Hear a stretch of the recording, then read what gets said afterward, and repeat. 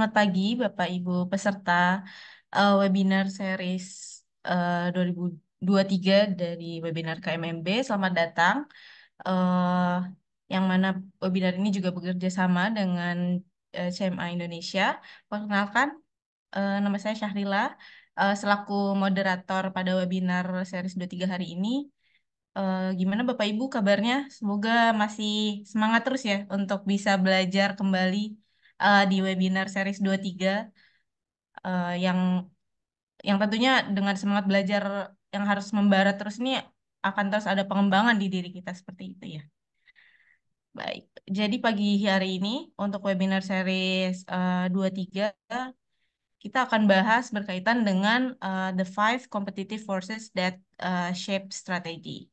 Yang mana pembicaranya seperti biasa akan disampaikan oleh Pak Badowi selaku Direktur dari KMMB.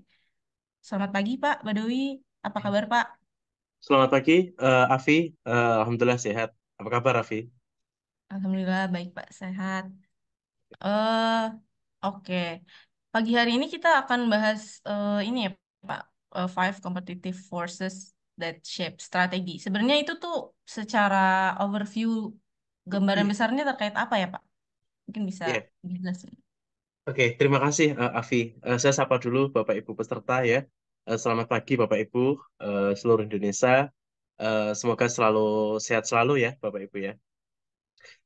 Baik, jadi Five Competitive Force itu adalah satu model ya, Afi ya. Satu model yang diprakarsai oleh Profesor Michael Porter ya dari Harvard Business School. Ketika kita melihat ya, kita lihat di tahun 80-an ya.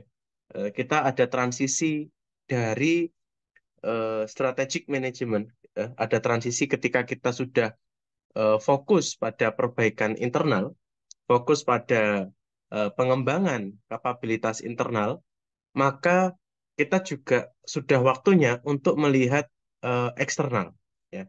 Nah, pada konteks eksternal itu, nah kita harus melihat banyak faktor. Nah, di dalam competitive force ini kita bisa membedakan ada 5 komponen, Afi, secara garis besar ya. Jadi mulai kita melihat sebetulnya rival kita itu siapa gitu.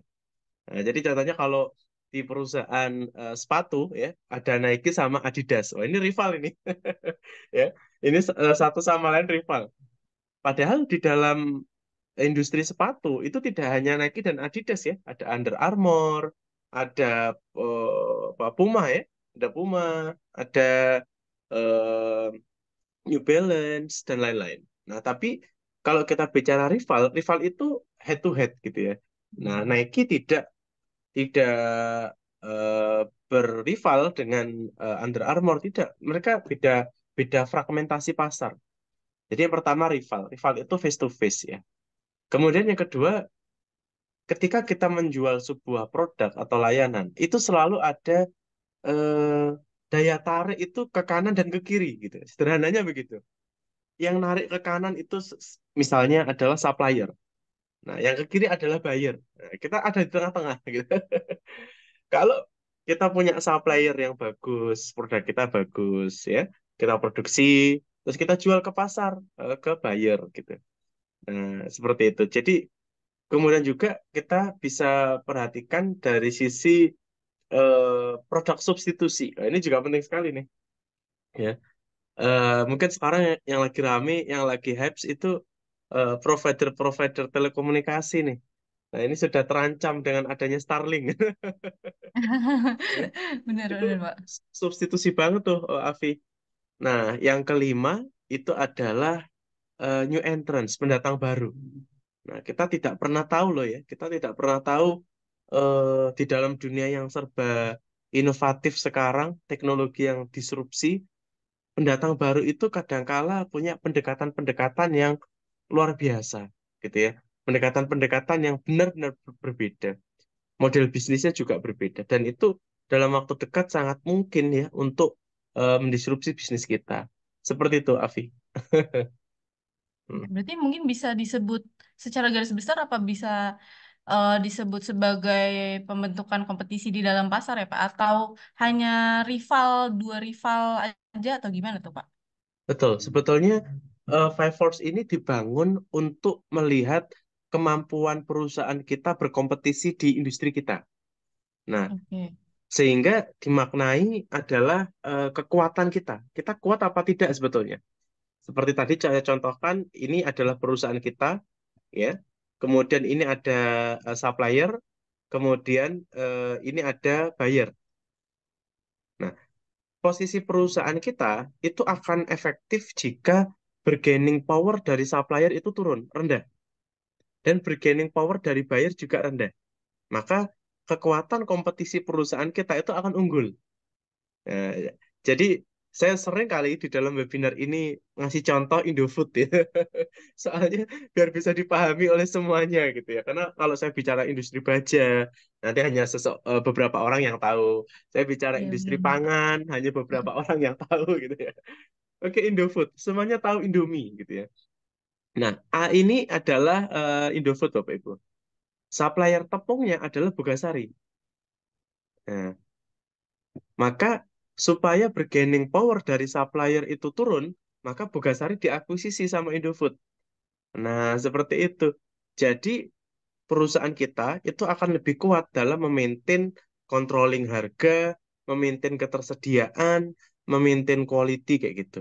Bayangkan ketika supplier ini adalah eh, pihak ketiga yang tidak kita kenal, di pihak ketiga yang tidak bisa kita kendalikan. Artinya dari bargaining power itu tinggi. Nah, seperti contoh perusahaan batu bara. Ya, kemarin saya sama Avi kita meeting sama salah satu perusahaan batu bara. Nah, ternyata suppliernya juga luar biasa kan bargaining powernya. Jadi kalau ya Betul udah Pak. kalau perusahaan Anda tidak mau membeli dengan harga sekian, nggak apa-apa. Saya masih ada buyer yang lain. Wah, ini kan repot ya. Jadi yang punya izin tambang itu dia memiliki jadi satu supplier ya. A ini kan bayarnya supplier ya perusahaan kita. Nah, ini perusahaan A, perusahaan kita. Jangan lupa, ada perusahaan B yang juga akan membeli batu bara. Kan begitu? Perusahaan D yang membeli batu bara juga. Nah, jadi kalau kita misalnya mengatakan, ya, mengatakan kita harus eh, beli gitu, ya. Terus kemudian kita bilang harganya anggaplah misalnya anggaplah satu juta gitu ya harganya 1 juta. Terus kita nego, tolong jangan 1 juta dong. Gitu. Kita mintanya 800.000 aja, ya, 800.000. Terus supplier akan bilang, lah, kamu kalau nggak mau beli 1 juta ya nggak apa-apa. Saya jual ke E, ke C dan D gitu. Nah, jadi kalau kita kembali ke pertemuan kedua, Bapak Ibu ya, di situ ada landscape industri tempat kita bermain. Apakah mulai dari monopoli atau pasar bebas? Nah, di situ ketahuan bahwa semakin sedikit supplier itu semakin tinggi bargaining power-nya, ya. Artinya pasar sektor hulu atau pasar supplier itu dikuasai secara monopolistik atau oligopolistik, ya, oligopoli. Maka kalau kita ingin menurunkan bargaining power dari supplier, langkah pertama kalau kita tidak ingin melakukan aksi korporasi seperti Indofood mengakuisisi Bogasari, maka Bapak Ibu harus memperbanyak supplier. Supplier satu, dua, tiga, supplier empat gitu. Ya, seperti itu. Maka ketika kita punya bargaining power, anggaplah kita sudah punya permintaan order yang tinggi. Kalau supplier satu tidak ikut harga kita, ya udah kita cari supplier yang kedua, ketiga, keempat. Atau bahkan bayarnya itu dikontrol hanya perusahaan kita atau grup kita yang akan membeli barang-barang dari supplier ini. Nah, ini bargaining power-nya supplier akan turun. Nah, bargaining power kita yang akan tinggi. Seperti itu. Nah, kemudian dari sisi buyer. Nah, misalnya di sini ada buyer itu 1, 2, 3, 4, 5 sampai 10, ya. Terus kita menjual ke buyer. Harga kita anggaplah 1.200.000 ya Bapak Ibu ya, 1,2 juta. Kemudian E itu menjual 1 juta, C 1,1 ya, 1,1 juta. D 1,05. Nah, maka kalau posisi kita itu sebagai penjual ke buyer, dan ternyata buyer lain itu harganya lebih murah, ya bargaining power kita rendah akhirnya. Nah, jadi dalam konteks buyer, maka kita harus bisa memastikan keunggulan perusahaan kita itu tidak dimiliki oleh perusahaan lain. Nah, sehingga yang akan terjadi adalah tidak ada penjual-penjual selain kita. Nah, tidak ada penjual-penjual selain kita, dan buyer kita ada banyak. Nah, disitulah sebetulnya keunggulan kompetitif itu terwujud. Nah, jadi sederhananya, kenapa Five Force ini ada? Itu untuk me- memapping ya, memapping posisi bahwa kita harus mengetahui posisi kita di hadapan supplier itu harus lebih tinggi ya, harus lebih tinggi, dan posisi kita kepada buyer kita ya, buyer satu, buyer 2 sampai buyer 5 itu juga lebih tinggi kita. Nah, crafting desain industri seperti inilah yang sebetulnya sangat menguntungkan. Kita di pihak mediasi dan kita the only one. Nah, pertanyaan berikutnya kan gini ya, Via. Apa ada ya, Pak ya, perusahaan dengan skenario industri sebesar ini kita bisa the only one? Nah, di situ kan Iya. pertanyaannya sebetulnya. Iya. Maka perusahaan kita ini kembali ke era sebelumnya. Era sebelumnya, sebelum kita bicara faktor eksternal, kita harus kembali ke era internal. Maka di situ ada resource based view, ya, yang pernah saya cerita juga. Kita harus memastikan valuable-nya apa, aspek rarness-nya apa, aspek inimitability-nya apa, aspek organize-nya apa, sehingga perusahaan kita, even di dalam satu sektor itu ada PT yang lain, Bapak Ibu, tapi perusahaan kita ini yang paling unik, paling berbeda. Nah, sehingga buyer kita akan lebih memilih memilih produknya kita daripada perusahaan yang lain. Nah, ini adalah situasi yang sebetulnya kita dibantu oleh Five Force ini ya, untuk memetakan kekuatan posisi kita. Nah, jadi tidak hanya kita cari bahan baku, kita olah, kita jual, tidak begitu ya. Pada titik tertentu, perusahaan kita sudah harus berbicara tentang kompetitif ya. Seberapa kompetitif perusahaan kita. Seperti itu, Vi. Oke.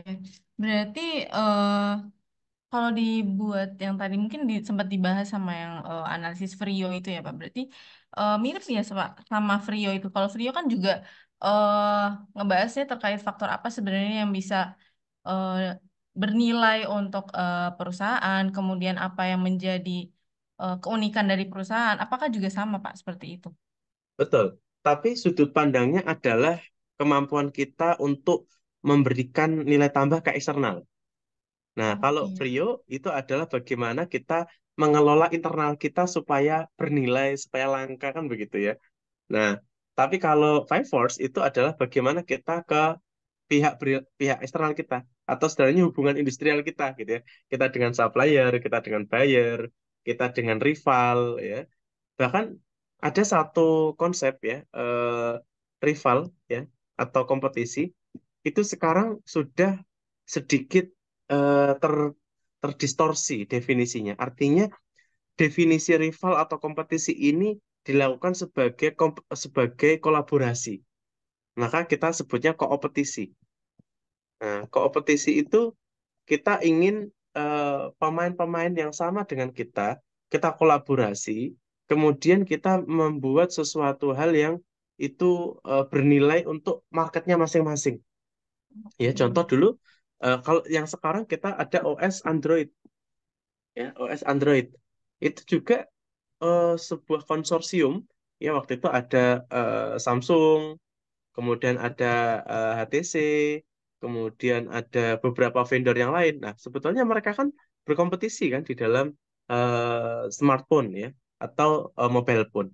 Tapi mereka melakukan kompetisi, mereka melakukan konsorsium, bagaimana pemain-pemain ini bisa sustain dalam jangka panjang. Ya, Samsung ini punya eh, punya marketnya sendiri. HTC juga punya marketnya sendiri. Kalau di Indonesia HTC nggak begitu terkenal ya. Tapi kalau di Eropa, di beberapa negara Asia itu terkenal sekali HTC ini. Ya. Nah, mereka berkompetisi, mereka tidak melakukan rivalitas, mereka fokus pada fragmentasinya masing-masing, tapi mereka berkompetisi untuk menciptakan nilai tambah dalam bentuk OS Android. Nah, jadi pada waktu itu tahun 2010 ya, yang namanya mobile phone itu hanya ada dua pemain besar, Avi, yaitu Nokia, ya Nokia dengan OS-nya apa Symbian Java itu, saya lupa, sudah tidak ada. Terus yang kedua adalah iPhone. Nah, dengan OS-nya gitu. Nah, waktu itu eh, Google datang gitu ya. Google datang menawari Nokia untuk ikut dalam kompetisi kita membangun konsorsium OS Android. Nah, pikirannya Nokia, oh nggak usah, saya nggak usah ikut gitu ya. Kita sudah punya OS yang kuat dan sekarang mendominasi dunia. Finally apa? Nokia berpikir sekarang sudah ada dua pemain utama. Biar nanti pasar semakin menarik ada tiga pemain. Jadi Nokia, kemudian iPhone, dan ketiga Samsung. Nah, Samsung dengan Android-nya. Jadi ada tiga pemain, harapannya itu begitu. Sehingga market semakin lebih tidak tersentral di dua jenis ini. Nah, ternyata apa yang terjadi? Atensi market ya justru kalau tidak pakai Android, tidak pakai smartphone, itu stigma di lapangan adalah stupid people atau stupid phone. Jadi smart people pakai smartphone. Nah, itu menjadi satu hegemoni yang dibangun oleh Samsung ya untuk menggerakkan masyarakat untuk menggunakan Android pada waktu itu. Maka Nokia dia secara historis penjualannya itu bagus, Vi. Jadi tiap tahun tuh naik penjualannya itu ya. Tapi dalam satu momen karena dia tidak memilih untuk ikut di dalam pengambilan keputusan di pengembangan OS Android, maka langsung falling down dia. Makanya kalau Bapak Ibu perhatikan, apakah Nokia secara historis performa sebelumnya ada kesalahan? Tidak pernah ada kesalahan. Hanya Hmm. saja persaingan kompetisinya itu cukup sangat tinggi sekali. Ya. Jadi Bapak Ibu sekarang yang lagi menguasai market, selalu kita harus menggunakan paradigma devil advocate gitu ya. Jangan sampai kita merasa kita sudah sangat kompeten di industri tempat kita bermain, ternyata suddenly dalam satu malam ada pemain baru yang itu benar-benar bisa mendisrupsi bisnis kita, itu berbahaya sekali ya.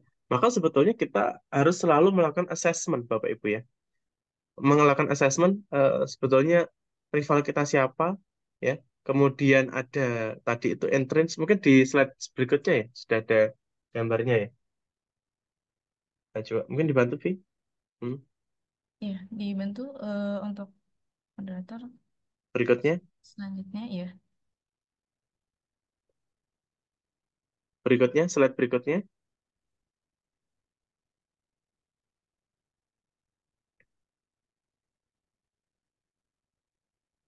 Nah, jadi kita ada 5 komponen Bapak Ibu seperti yang kita diskusikan tadi bahwa kita harus tahu rival kita, pendatang baru, substitusi.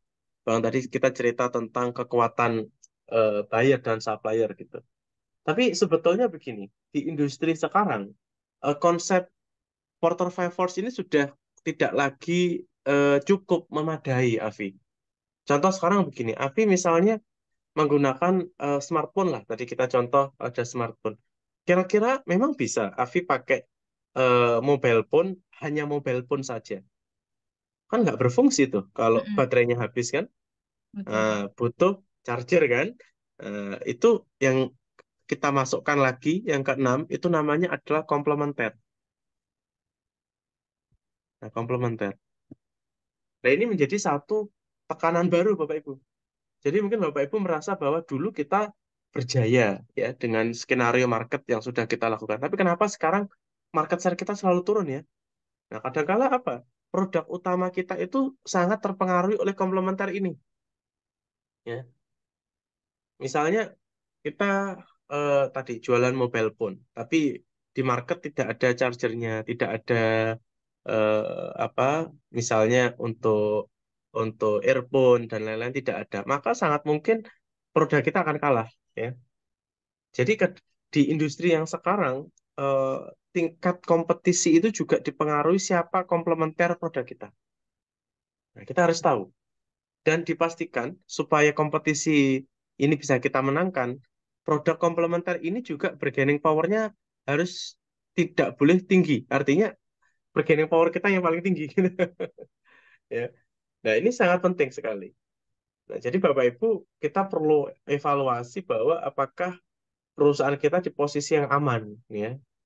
Posisi aman itu maknanya kita sudah disupport oleh komplementer, kemudian kita disupport oleh supplier, which is itu adalah part of kita, ya. Kita akuisisi misalnya, sehingga ketersediaan itu ketahanan, ketersediaan aman gitu. Nah, dari sisi buyer itu juga sama, bargaining power-nya harus diturunkan. Dengan cara apa? Kita memperbanyak buyer. Memperbanyak buyer. Ketika kita punya buyer yang banyak, maka kita bisa mendominasi. Seperti itu. Seperti itu, Afi. Ya, mungkin eh, di saat sebelumnya atau bagaimana, silakan. Iya, baik, Pak. Oke, berarti eh kalau secara advantage-nya itu perbedaannya apa sebenarnya Pak sama metode-metode yang lain untuk yang Porter's Five Ya, Forces ini? kalau metode yang lain kita bicara misalnya eksternal juga gitu ya. Jadi Porter Five Force ini sudut pandang yang kita harus pakai adalah kita bicara ini adalah sebuah panggung gitu ya, dan kita ada di sini. Nah, di dalam satu panggung industri ini pasti ada banyak pemain kan ya. Ada buyer, ada supplier, ada rival kita, ada pemain lain yang berkompetisi di industri yang sama tapi bukan rival kita. Ada juga produk substitusi ya dan lain-lain. Ini satu panggung. Maka Porter Five Force ini melihat positioning kita di antara pemain-pemain yang lain itu seperti apa ya. Dulu kita tahu ada Bluebird ya. Pada saat itu Bluebird sangat menguasai dan menjadi kita sebut sebagai incumbent, pemain pemain lama gitu ya. Pemain lama. Nah, kemudian ada eh, masuklah Gojek ya. Gojek waktu itu masih pakai SMS, Afi. Mungkin Afi pernah menjumpai nggak masa kirim SMS gitu ya? Masih, masih, Pak. Masih ya. Nah, Iya, jadi sebelum ada Android, waktu itu Gojek untuk order ojek itu pakai SMS. Jadi saya gambarkan di sini adalah eh, satu satu garis. Ini adalah demand market. Ya. Ini adalah demand market. Ya. Nah, ini adalah demand atau keinginan market maunya apa? Itu value value yang diharapkan di poin D ya, demand. Kemudian posisi dari dari Bluebird itu sudah di sini. Nah, ini Bluebird ya, ini Bluebird. Nah, value yang dimiliki oleh Gojek itu masih under value, masih di sini. Ya. Jadi eh,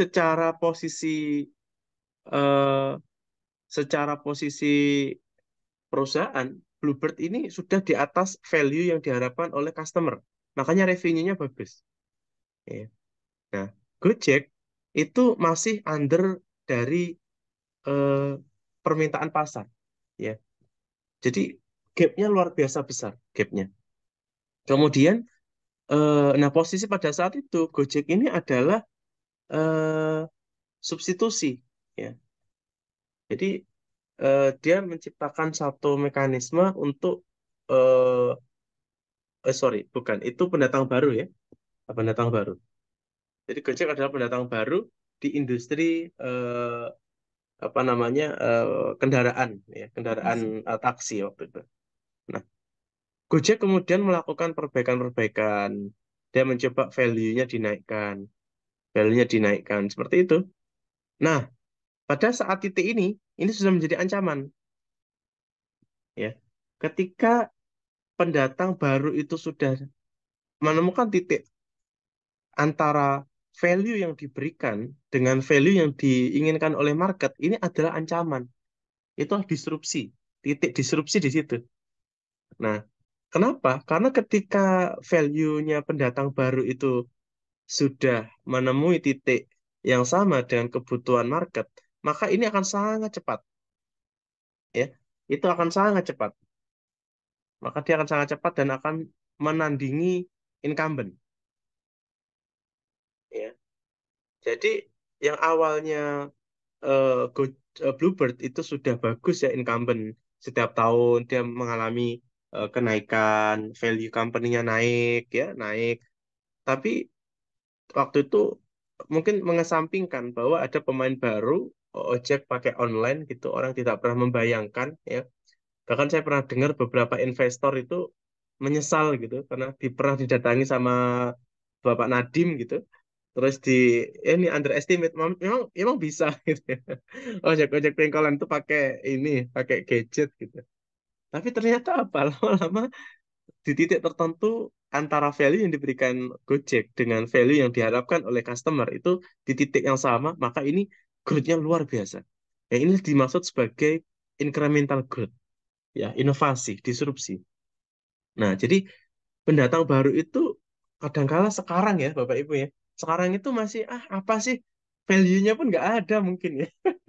Tapi jangan lupa dengan adanya teknologi, dengan adanya inovasi, pendatang baru itu bisa mendisrupsi market kita dengan bisnis proses yang berbeda, dengan fitur-fitur yang berbeda. Dan ini menjadi sebuah ancaman, ya. Seperti itu, Avi. Nah, jadi pertanyaannya tadi, apa bedanya dengan yang lain? Nah, jadi kalau Porter Five Force itu melihat posisi kita dibandingkan entitas yang lain. Nah, kalau kita bicara alat untuk faktor eksternal, ada juga pestle, gitu ya.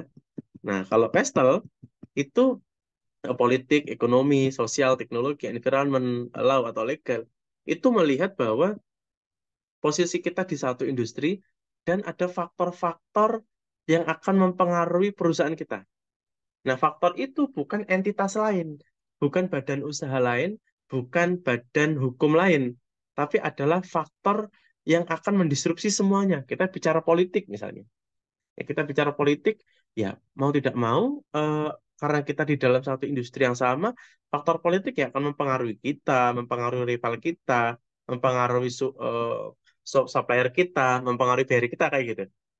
Kemudian kita bicara ekonomi, ya sama, karena kita di satu industri yang sama, maka faktor ekonomi ini juga akan mempengaruhi kita, buyer kita, seperti itu. Ya.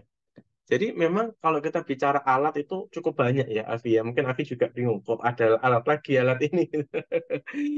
Dan ini menjadi satu value ya Bapak Ibu ya, bahwa di KMMB memang kita spesialisnya di strategik ya. Dan strategi itu tidak sederhana kita melakukan sesuatu, melakukan ini itu terus kita klaim sebagai strategi, tidak begitu. Ya kita harus benar-benar assess secara analitik, dan kalau bisa ada data yang sangat ini ya. Kan data itu agak susah sekarang. Kalau perusahaannya itu tidak publik, susah juga kita dapat datanya gitu. Tapi kalau sudah publik, gampang kita untuk melihat banyak informasi. Seperti itu, Avi. Oke. Menarik sih Pak. Yang saya nangkep tadi yang Gojek dan Grab mungkin ya bisa juga. Itu apakah jadi itu sebenarnya saya waktu eh, selama penggunaan Grab itu kan mereka sering bikin diskon gitu ya Pak, atau mungkin Hmm. dari marketingnya. Apakah itu juga masuk sebagai, nah dari marketing itu mereka sering bikin diskon, akhirnya bikin saya eh, terbentuk pola atau default kalau mau ke apa pergi itu pasti harus pakai Grab atau pakai Gojek. Itu apakah juga salah satu bargaining powernya mereka juga atau gimana tuh Pak? Iya, betul. Jadi kita eh, kembali ke kasusnya Gojek ya. Kebetulan kita bicara Gojek atau Grab. Jadi Bapak Ibu tadi kita di awal ada five force ya. Ada satu, dua, tiga, empat, ada lima. Kemudian saya tambahkan faktor yang lain, yang keenam, yaitu adalah komplementer. Ya, komplementer tadi juga penting. Nah, faktor ketujuh itu adalah mitra. Nah, jadi sekarang industri itu termapping atau terkonsep ya. itu selalu ada 7 force. Jadi ini bisa direvisi ya, Porter Seven Force gitu. Tapi memang kalau di kelas-kelas MBA kita sudah bergerak ke sana ya. Komplementer itu menjadi salah satu faktor baru dan mitra.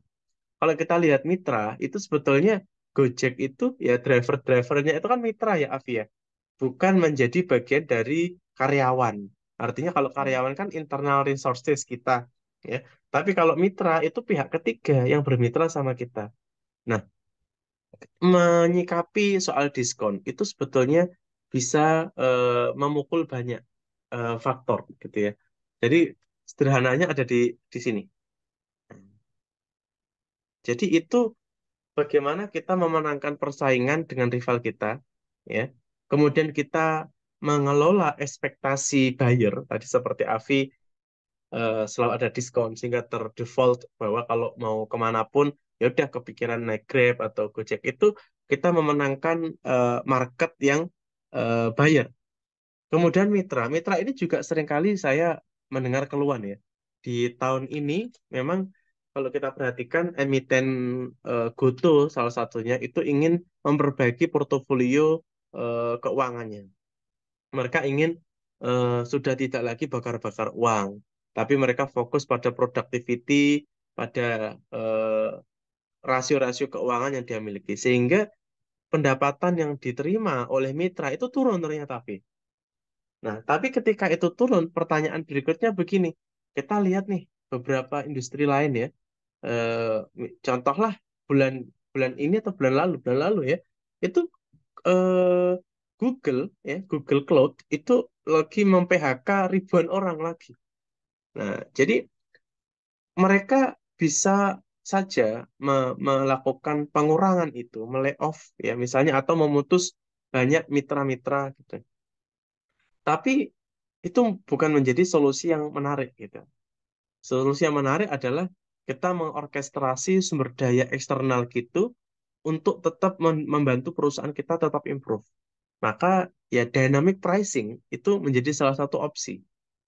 Sehingga driver memang kamu tidak dapat banyak berbeda sama dulu, tapi sekarang eh, itu menjadi lebih menarik ketika macet dapatnya berbeda, ketika lebih jauh, lebih lebih dekat jaraknya juga berbeda, dan dari sisi fitur juga berbeda gitu.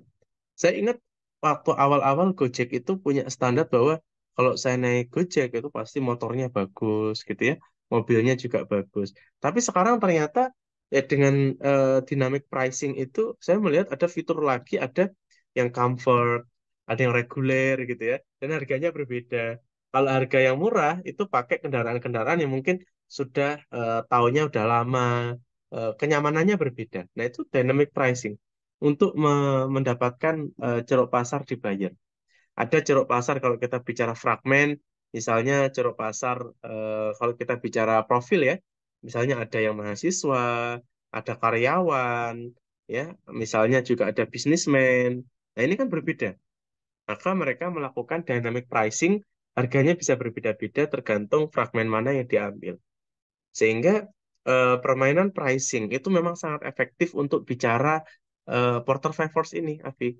Contoh supplier tadi, kita bicara supplier ya, kita punya banyak supplier.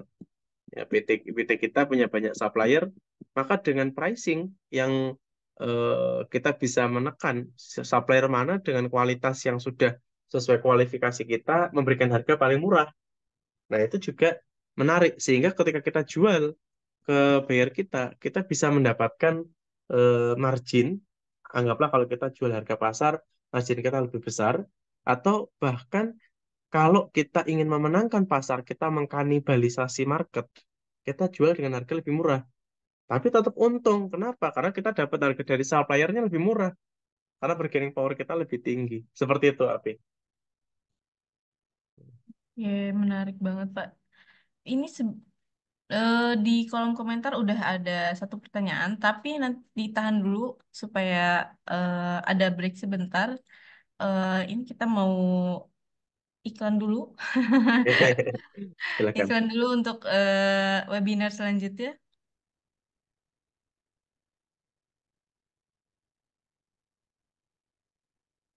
Oke. Jadi untuk webinar selanjutnya di series 24 minggu depan ya. Pembahasannya itu berkaitan dengan reinventing your business model. Nanti Bapak Ibu peserta juga mungkin bisa ikut lagi supaya tambah pengetahuan lagi di tanggal 21 Juni sama untuk waktunya di jam 9 dengan speaker Pak Badoi, kemudian juga ada Ibu Cindy Paulina dan moderator dibawa oleh Mbak Ananda Dita. Oke. Mungkin langsung ke. Jadi selain itu ya.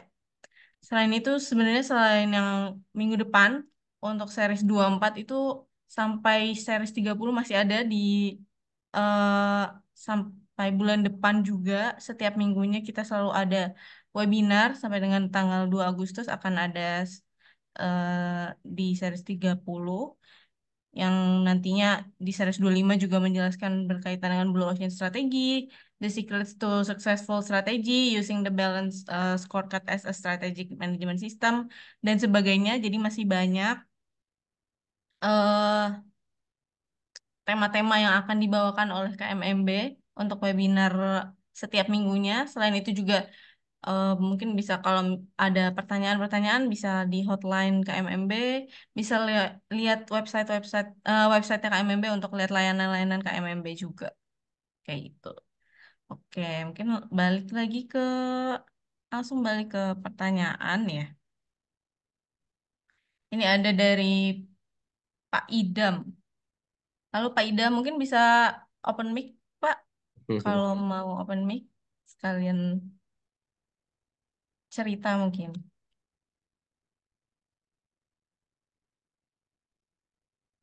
Halo Pak Idam.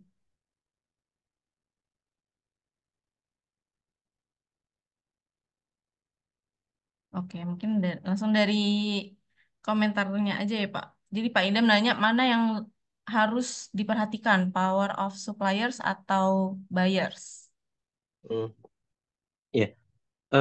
Mungkin sembari menjawab juga bisa dikembalikan ke materi tadi ya, Afi ya, Oh ya, ditayangkan lagi gitu.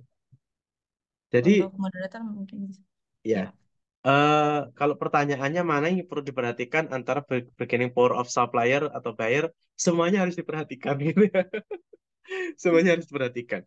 Bahkan Bapak Ibu juga harus memperhatikan ketujuh tujuannya tadi. Jadi tidak hanya dua, tapi dari komplementer juga diperhatikan, dari mitra juga diperhatikan. Ini sudah menjadi satu kausalitas bisnis, Bapak Ibu. Ya, ini sudah menjadi sebab akibat.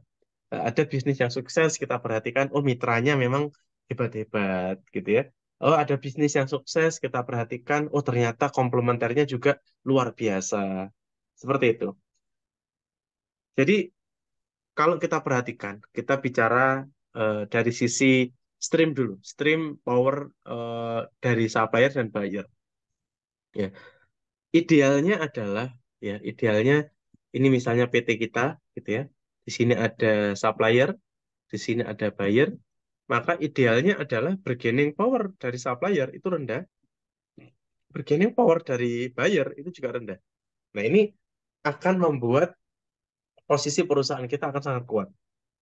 Nah, caranya kan pertanyaannya berikutnya, bagaimana caranya supaya perusahaan kita ini bargaining power-nya tinggi? Nah, ini bisa dilakukan kalau kita sudah diskusi banyak ya di pertemuan-pertemuan sebelumnya, apakah kita akan melakukan aksi korporasi, jadi equity placement, ataukah kita melakukan asset placement, ya, ataukah kita mau melakukan konsorsium tadi, saya kerjasama operasional misalnya, ya. Kalau saya perhatikan di jalan tol itu kebanyakan KSO KSO gitu ya.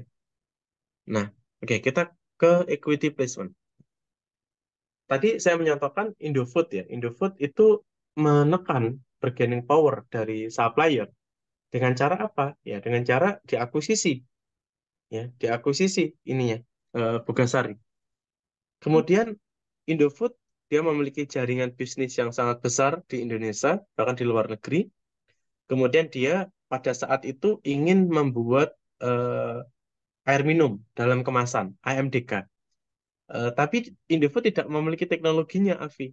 Dia tidak memiliki kemampuan di dalam memproduksi AMDK. Maka dia bermitra. Ya, dia bermitra dengan eh, Asahi. Ya, Asahi itu perusahaan yang pengelola air minum bagus. Dia melakukan equity placement dengan cara apa? Joint venture. Nah, bikinlah klub. Jadi perusahaan minum klub itu waktu itu dimiliki oleh dua entitas, Indofood dan mitranya yaitu Asahi. Seperti itu. Ya, jadi itu adalah skenario equity placement untuk menekan dari sisi supplier dan buyer supaya bargaining power-nya harus rendah. Kata kuncinya selain perusahaan kita bargaining power-nya harus lebih kecil lah, ya lebih rendah lah. Nah, bargaining power kita yang harus tinggi. Nah, seperti itu. Itu baru kemampuan kita di dalam berkompetisi akan tinggi sekali, Bapak Ibu.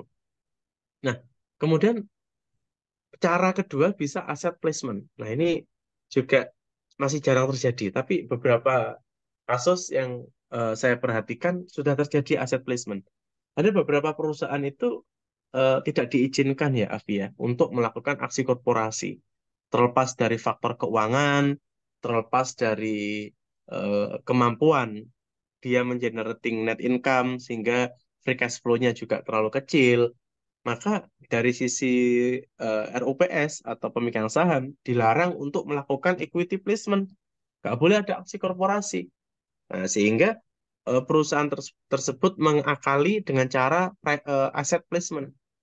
Jadi dia mengeluarkan OPEC yang cukup ya untuk membeli aset. Nah, aset ini yang akan ditaruh di supplier. Ya, contohnya apa? Ini perusahaan ini adalah misalnya General Trading untuk kapur, ya, untuk kapur. Nah, kapur ini dijual ke pabrik semen, Afi.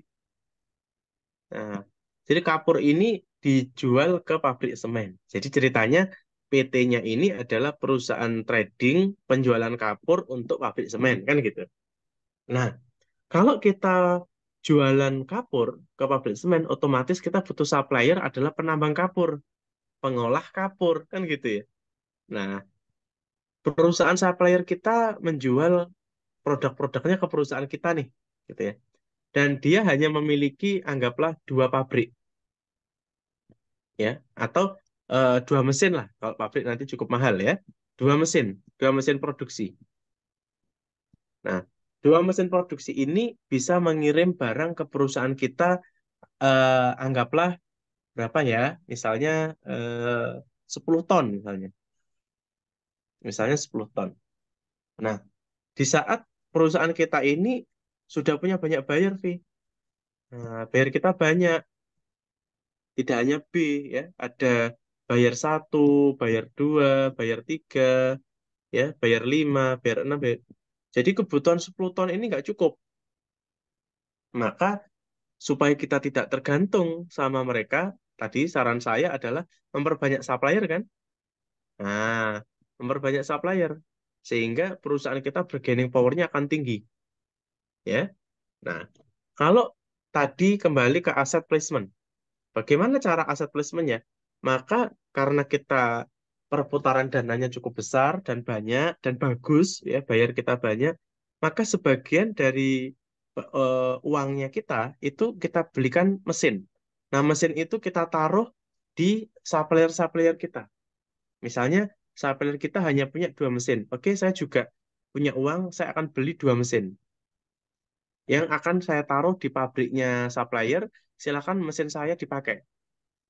Nah, sehingga supplier pertama tidak lagi mengirim 10 ton, tapi bisa 20 ton, Vi. Nah, 20 ton.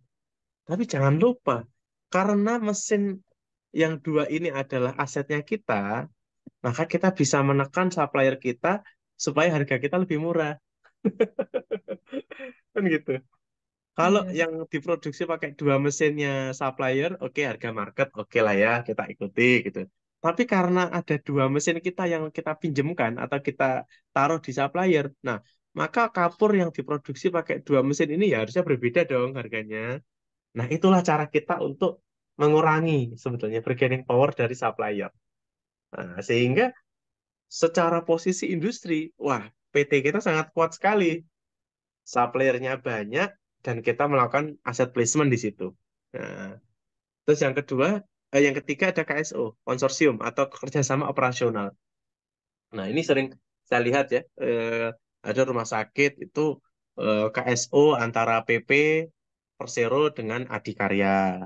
Jalan tol itu saya lihat eh, ownernya Jasa Marga, kontraktornya ada Waskita, ada Utama Karya, ada siapa lagi?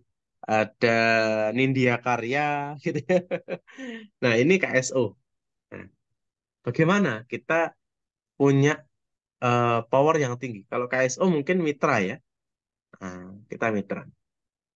Kalau sisinya tadi Jasa Marga, kemudian ke kontraktor ya, berarti supplier sama perusahaan kita. Tapi kalau kita KSO sifatnya adalah melakukan pekerjaan yang sama itu mitra. Bagaimana kita meningkatkan bargaining power terhadap mitra? Yang pasti penyertaannya harus lebih banyak, ya. Kita ambil misalnya perusahaan karya yang pertama itu 60%, perusahaan karya kedua anggaplah 20%, maka bargaining power-nya juga akan lebih besar. Nah, itu eh, secara sederhana memang mapping industri ini eh, mengajari kita untuk membuat posisi perusahaan kita itu paling unggul, paling kuat, ya. Kalau pertemuan yang lain kita fokus ke internal, ini fokusnya adalah mapping industri. Nah, mapping industri. Karena isinya satu industri atau satu sektor, kalau kita bicara lebih kecil lagi, yaitu isinya para entitas-entitas pemain-pemain semua. Tinggal bagaimana kita menjadi yang terbaik, kita menjadi yang paling dominan, paling unggul. Seperti itu, Afi. Ya, saya kembalikan Oke. ke Afi. Ya, baik, Pak. Berarti sebenarnya kedua, maksudnya, power atas supplier dan buyer untuk sebuah perusahaan tuh harus tinggi ya, Pak, untuk bisa ya jadi. Oh, sorry, harus harus rendah. Oh, Bargaining oke, powernya benar supplier ya. sama buyer harus rendah. Kita yang bargaining power perusahaan kita yang tinggi. Oh, oh iya iya. Oke oke oke. Iya. Menarik, Pak. Oke, ini ada yang resen dari IGD Made Karma. Mungkin Boleh, Bapak silakan. IGD bisa open mic.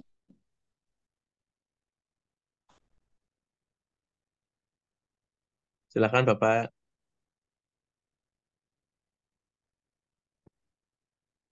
Gimana Pak IGD? Apa bisa open mic?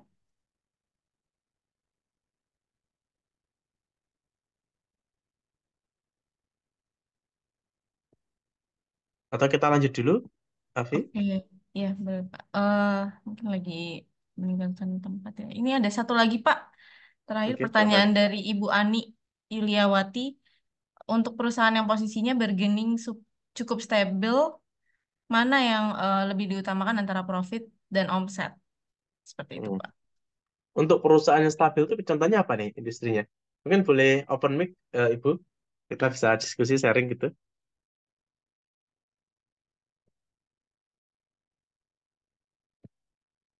Silakan. Gimana Ibu Ani Yuliawati? Apa bisa open Halo, mic Ibu? Ya. Iya. ya, sudah. Assalamualaikum. Waalaikumsalam. Ya, Maaf, ini kalau boleh ini tahu perusahaannya di, ya, di sektor apa, Bu Ani? eh, ya mungkin seperti perusahaan-perusahaan yang sudah go public atau artinya yang memang secara ceruk pasar itu sudah dominan ya. Artinya memang sudah menguasai pasar lah, ceruk pasarnya cukup dominan dibanding dengan perusahaan lain. Artinya dia kan eh, apa istilahnya ya, istilahnya mungkin hanya ingin mempertahankan posisi aja ya, posisi di dalam percaturan bisnis. Mana sebetulnya ya yang diutamakan kalau memang harus memilih antara profit dan omset. Dalam pengertian begini, kalau profit kan ini ya artinya orientasi kita di jangka pendek ini kita hanya berkepentingan dengan apa ya pengukuran kinerja jangka pendek lah. Tapi mungkin kalau omset itu artinya kan kita bisa memainkan strategi ini di waktu-waktu yang mendatang.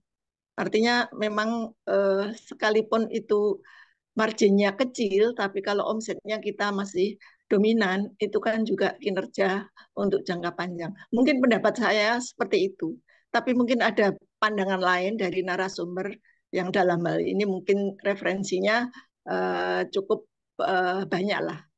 Eh, itu mungkin yang bisa saya tangkap dari diskusi ini. Karena terus terang aja, background saya ini di sektor publik, eh, Coach. Jadi saya mungkin notabene indikator-indikator kinerja yang saya pahami ini berkaitan dengan layanan publik. Cuman untuk sektor privat, sektor yang berkaitan dengan korporasi, saya mungkin referensinya masih kurang mumpuni. Terima kasih. Terima kasih, Bu Ani. Izin langsung menanggapi ya. Eh, Boleh, jadi, boleh, monggo. kenapa tadi saya bertanya ini konteks perusahaannya apa? Kalau kita bicara omset dan profit, karena bisa berbeda-beda gitu ya. Contoh, kalau kita bicara perusahaan, misalnya perusahaan trading gitu ya, perusahaan dagang. Perusahaan dagang itu dia misalnya jual ya, jualan misalnya pernah saya tangani, misalnya jualan produk-produk telekomunikasi ya, misalnya sinyal, pulsa misalnya ya, jualan pulsa. Nah, jualan pulsa itu kita beli dari Telkomsel misalnya ya, supplier kita dari Telkomsel jual ke kita anggaplah 1 miliar. Nah, terus kemudian kita minta margin kecil lah misalnya, nggak banyak-banyak. Kita jual ke buyer kita dengan harga total akhirnya yang dari 1 M menjadi 1,1 M. Ya. Maka sebetulnya pengakuan kita terhadap pendapatan yang kita miliki itu 1,1 M ini atau 100 jutanya. Nah, ini kan harus diperhatikan. Ya. Kalau kita bicara volume, volume penjualan, wah itu besar sekali. Ya. Dalam waktu transaksi 1,1 M. Ya.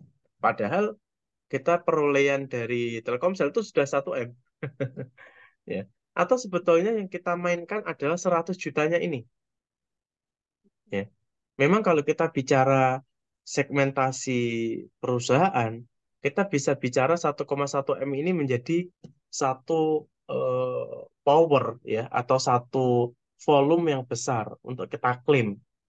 Sehingga kalau kita jualan dengan target 1 triliun, itu sangat cepat ya, sangat cepat dengan skema ini. Tapi sebetulnya uangnya kita itu dari 1T itu berapa? Ini yang harus diperhatikan. Memang secara rasio keuangan, kita bisa melihat kinerja perusahaan-perusahaan itu dilihat dari eh, 100-nya ini. Ya, ini kekuatan kita sesungguhnya.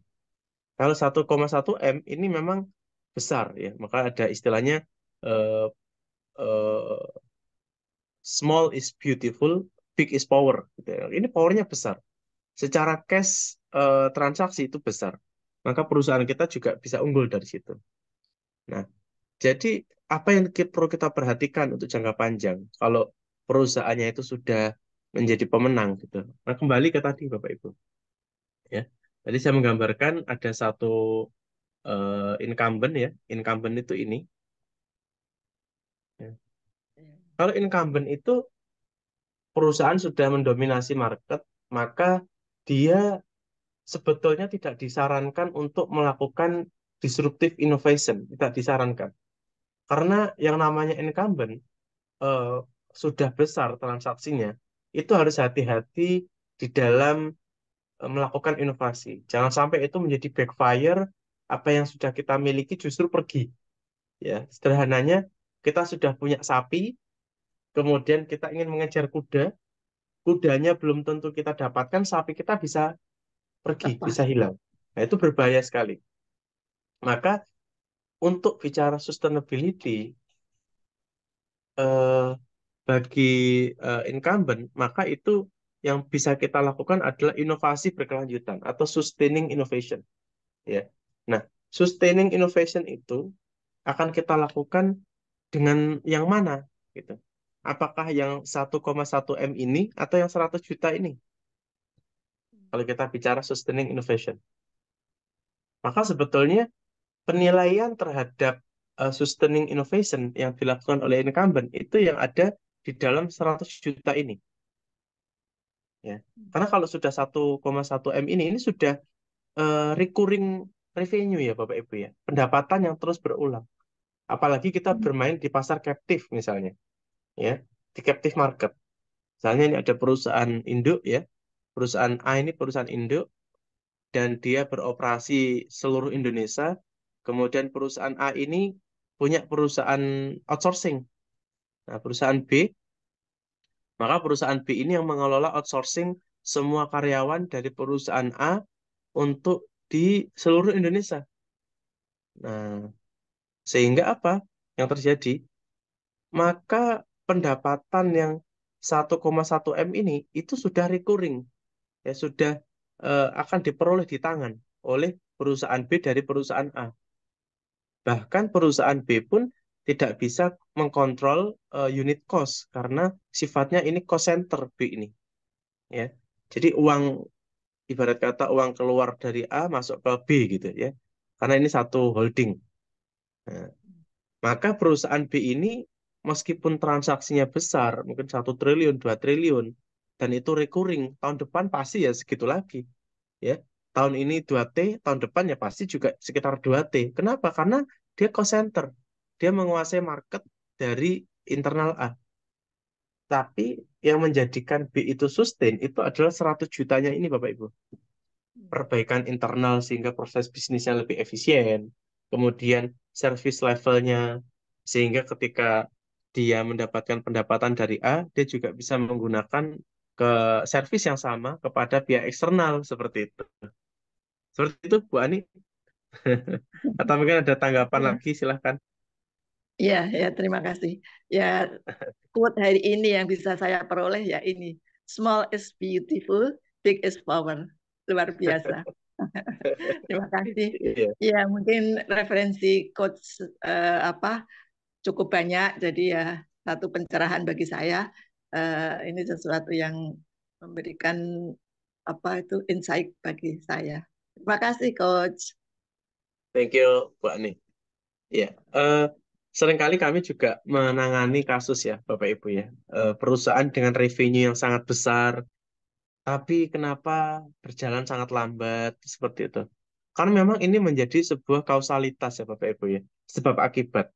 Semakin besar bisnis kita, maka perusahaan kita akan sangat lamban. Nah, seperti itu. Jadi semakin kecil perusahaan kita akan ijel, kita akan lincah, ya. Maka pertanyaannya kan gini, kita perusahaannya sudah terlanjur besar gitu ya. Perusahaan kita sudah sangat besar, tapi kita masih pengen ijel loh. Kita ingin lincah.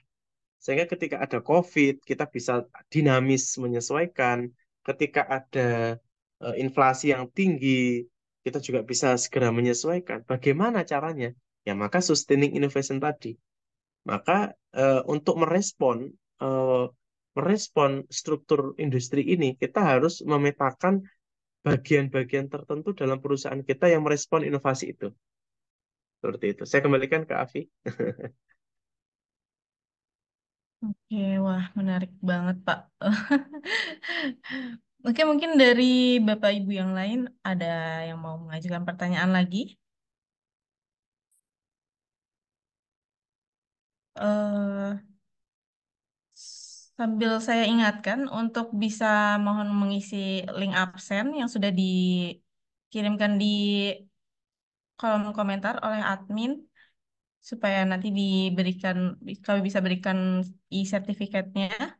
Selain itu juga hmm, silakan Bapak Ibu jika ada merasa penasaran nih, makin penasaran KMMB itu sebenarnya apa, terus layanannya apa aja, atau mungkin pengen lihat webinar-webinar sebelumnya, itu bisa dicek di YouTube-nya KMMB, bisa dicek ke Instagram KMMB, kemudian bisa juga cek di websitenya KMMB. Seperti itu. Oke, menarik banget Pak untuk eh, pembahasan pagi hari ini. Jadi mungkin bisa saya wrap up. Sebenarnya secara garis besar, secara sederhana itu tujuan dari Porter's Five Strategy ini yang pertama itu melakukan evaluasi bisnis perusahaan dibandingkan dengan pasar dan kompetitor kayak gitu ya Pak. Kemudian yang Betul. kedua, eh, perusahaan itu juga bisa melakukan analisis kelebihan dan kelemahan perusahaan untuk bisa dapat bersaing mungkin secara agresif di dalam pasar gitu.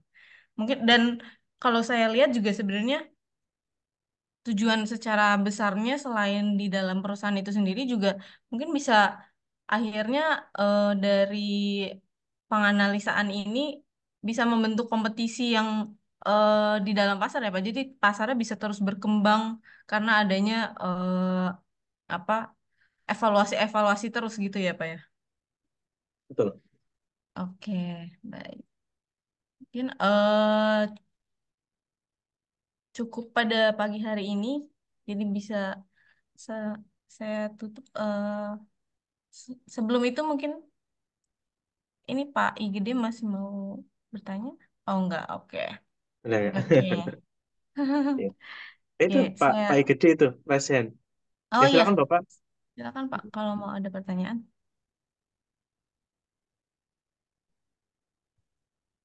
Suaranya belum masuk Bapak.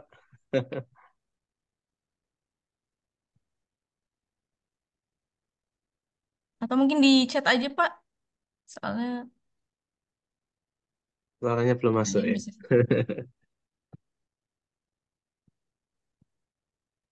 Iya, nggak apa-apa.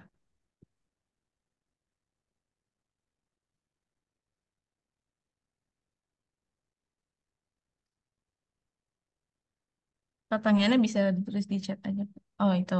Bertanya tentang ragam inovasi yang bisa dilakukan.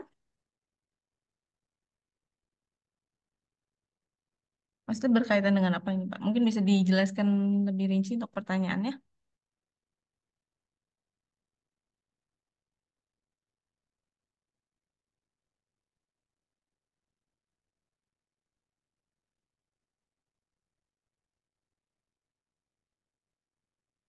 Oke, pertanyaannya berarti ini Pak. Ragam inovasi yang bisa dilakukan terkait dengan produk. Hmm. Itu sih Pak pertanyaannya. Bisa langsung Iya, dijawab. kalau ragam inovasi terkait dengan produk itu sebetulnya kita harus tahu kalau kita bicara mapping industri ya Bapak Ibu ya. Mapping industri itu kita harus tahu produk yang diharapkan market itu produk sejenis atau produk tidak sejenis ya. Jadi coba mungkin dibantu tadi slide-nya. Saya bisa menggambarkan, memvisualisasikan ya. Nah, jadi untuk melakukan pengembangan produk, Bapak Ibu, kita bisa melihat dari sisi market maupun produk, ya. Karena tidak serta-merta inovasi itu dilakukan tanpa adanya satu constraint. Kita mau pengembangannya kemana? Ya, yang pertama ini produk, ya. Ini produk existing yang sekarang kita miliki, dan ini produk baru. Kemudian ini market. Nah, kalau market itu ada market existing juga, ada market baru. Nah, ada beberapa opsi sebetulnya. Kalau kita bicara inovasi produk, itu inovasi pada konteks existing atau baru. Pada konteks market existing atau market baru. Kan begitu. Kalau kita bicaranya produknya existing, marketnya existing, maka kita bicaranya adalah penetrasi. Ya. Jadi yang A ini adalah penetrasi. Tapi kalau kita bicaranya adalah produk baru di market existing, itu namanya produk development. Ya. Lalu kalau produknya existing, pasarnya baru, maka market development. Tapi kalau produknya baru, marketnya juga baru, ini namanya diversifikasi. Nah, Semua komponen keempat ini, Bapak Ibu, baik baik A, baik B, baik C, D, itu bisa melakukan inovasinya masing-masing. Ya. Konteksnya maka kita harus pahami, kalau yang A tadi kan kita bicaranya adalah penetrasi. Ya. Nah, kalau penetrasi itu, maka inovasinya adalah bagaimana kita merawat market, kita bisa merawat captive market yang sudah ada, bagaimana kita membangun simpul-simpul market baru, kita melakukan merawat apa yang sudah ada. Ya, contohnya apa? Inovasi yang dilakukan melalui pembangunan brand community, komunitas-komunitas. Kalau Bapak Ibu perhatikan ada komunitas Harley gitu ya. Komunitas Harley itu ya produknya existing, ya Harley ya itu aja produknya. Terus marketnya ya existing, maka membangun klub-klub ya, ada klub Harley, klub golf, ya itu adalah merawat, penetrasi itu dirawat. Tapi kalau kita bicara B, produknya baru, nah ini namanya product development. Kalau product development, maka inovasi yang dilakukan adalah kita mencari ceruk pasar baru, kita mencari gap yang sudah dimiliki produk lama dan ada permintaan produk baru dari market, maka product development itu dilakukan untuk pemenuhan fitur-fitur yang diharapkan oleh pasar. Ya, produk-produk yang isinya fitur-fitur baru. Maka inovasinya ini adalah pada fitur, ya, pada fitur. Kalau yang penetrasi, inovasinya adalah merawat market yang sudah ada, bisa melakukan inovasi merek community ya, brand community, klub seperti itu. Kemudian yang C itu produknya sama, existing, pasarnya baru, maka ini market development.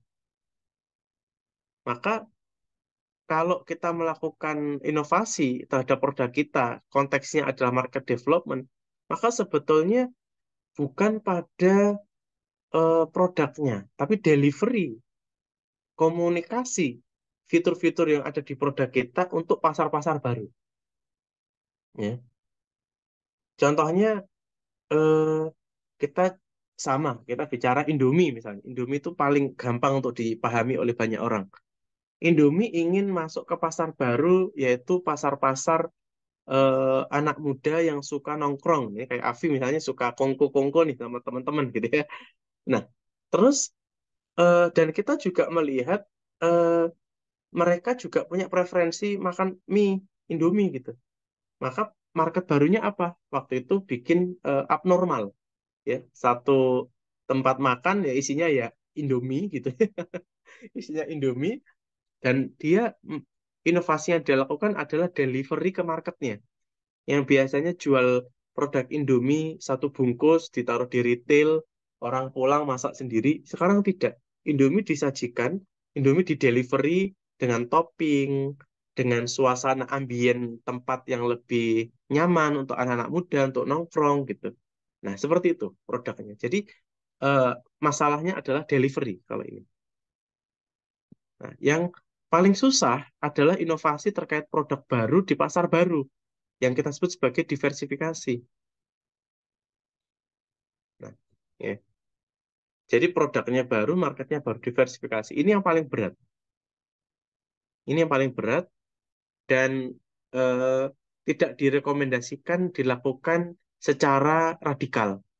Jadi biasanya polanya adalah produknya sama, terus kemudian kita geser ke market baru, atau produknya kita geser ke produk baru tapi dengan pasar yang sama. Ini paling aman, Bapak Ibu.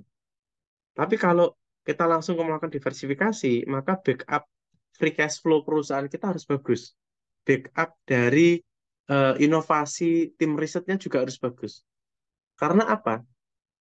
Diversifikasi itu ketika berhasil, maka portofolio produk kita akan bagus. Dan itu sesuatu yang normal dalam bisnis ya. Kalau kita bicara product development, ya portofolio kita meningkat, itu normal, bagus. Kalau produk development-nya gagal, risikonya nggak begitu besar. Market development juga gitu. Tapi berbeda dengan diversifikasi. Ketika diversifikasi itu gagal, maka value add atau brand value yang kita miliki akan dirusak oleh diversifikasi itu. Jadi yang muncul bukan lagi value add, tapi value destroyer. Itu berbahaya. Ya, itu sangat berbahaya. Maka kembali ke pertanyaannya. Misalnya begini, Pak, tapi saya tetap pengen diversifikasi, Pak. Wah, kan gitu ya. Pengusaha itu gitu kadang-kadang. Kita punya tujuan diversifikasi, gitu ya. Supaya tidak menjadi backfire, tidak menjadi value destroyer, gimana? Maka produk diversifikasi ini harus kita lepas dari portofolio produk kita. Seperti tadi saya contoh, Indofood ya akhirnya melakukan joint venture dengan Asahi. Maka diversifikasi produk baru di pasar baru yaitu dengan menggunakan melepas spin off atau hand off ya, handing off dari layanan kita yang akan risikonya itu dikontrol oleh perusahaan klub ini, joint venture ini. Seperti itu. Jadi tetap kombinasinya kalau kita bicara corporate strategi itu selalu mungkin Bapak Ibu kok kembali lagi ke aksi korporasi, kembali lagi ke restrukturisasi. Memang kalau corporate strategi itu orkestrasi ya. Kita mau orkestrasi ide-ide inovasi itu menjadi pola-pola baru. Apakah joint venture, apakah diakuisisi, apakah di spin-off, seperti itu. Tidak selalu semuanya harus internal development. Jika internal development ternyata menambah overhead perusahaan kita, ya jangan begitu. Mending kita kolaborasi dengan pihak lain sehingga ketika ada inisiasi project, ketika gagal tidak backfire ke kita, ya resiko lebih kita bisa kendalikan. Tapi ketika itu unggul, ya ketika itu berhasil, maka secara konsolidasi atau secara market group akan menguntungkan bisnis kita. Seperti itu, Pak Igede. Saya kembalikan ke Avi. Oke, baik Pak. Dari Ya, ada Pak, tanggapan dari Pak Igede, silakan. iya, ada tanggapan Pak? Mantap, terima kasih. Baik, terima kasih Pak Ide. Oke, mungkin karena keterbatasan waktu juga ya Pak. Padahal sebenarnya lagi anget nih diskusinya. eh Terakhir mungkin saya ingatkan kepada teman Bapak Ibu semua untuk bisa melakukan absensi di kolom chat sudah dikirimkan linknya untuk bisa kami nanti kirimkan sertifikatnya. Oke, baik. Terima kasih Pak Badowi atas pemaparan materinya berkaitan dengan Five Forces Strategi. Selain itu juga terima kasih kepada Bapak Ibu hadirin semua yang telah dengan aktif ikut bertanya, ikut melakukan diskusi di dalam pemaparan hari ini. Saya selaku moderator undur diri untuk bisa menutup webinar pada pagi hari ini. Terima kasih banyak atas kehadirannya. Eh, Selamat siang semuanya. Thank you. Terima kasih Bapak Ibu. Thank you, Avi. Terima kasih, Pak.